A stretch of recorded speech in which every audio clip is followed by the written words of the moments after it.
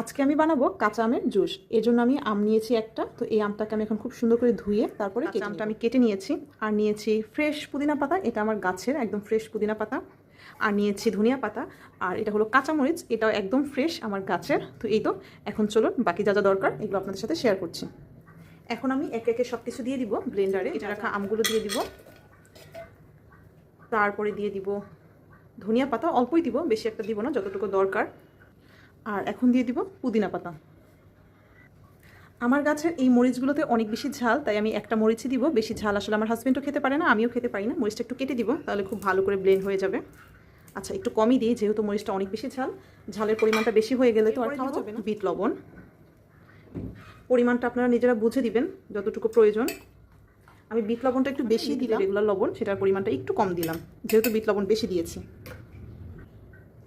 চিনিটা আপনারা আপনাদের পরিমাণ মতো দিবেন। আমি যতটুকু চিনি খেতে চাই বা যতটুকু চিনি পছন্দ করি আমি ততটুকুই দিব, 2 চামচ। অবশ্যই কাঁচা আমের জুস বানালে আপনি ভাজা জিরার গুঁড়োটা দিবেন। ব্লেন্ড করার জন্য অল্প পরিমাণে পানি দিব, বেশি পানি আমি এটার সাথে পানি অ্যাড করব।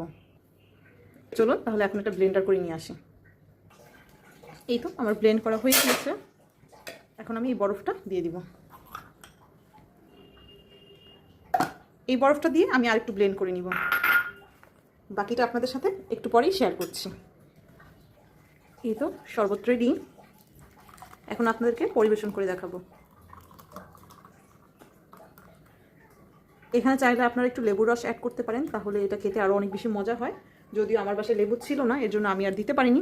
এই তো শরবত। কিন্তু আজকের ভিডিওটা আপনাদের কাছে কেমন লেগেছে সেটা অবশ্যই কমেন্ট করে জানাবেন। আজকে এখানেই বিদায় নিলাম, আল্লাহ হাফেজ।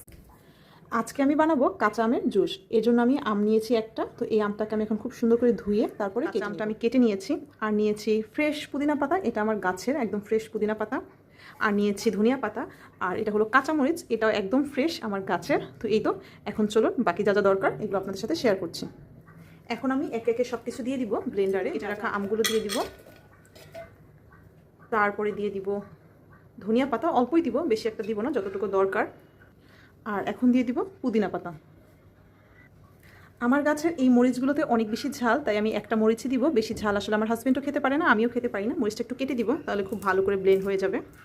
আচ্ছা, একটু কমই দিই, যেহেতু মরিচটা অনেক বেশি ঝাল। ঝালের পরিমাণটা বেশি হয়ে গেলে তো আর খাওয়া যাবে না। বিট লবণ পরিমাণটা আপনারা নিজেরা বুঝে দিবেন যতটুকু প্রয়োজন। আমি বিট লবণটা একটু বেশি দিলাম, রেগুলার লবণ সেটার পরিমাণটা একটু কম দিলাম, যেহেতু বিট লবণ বেশি দিয়েছি।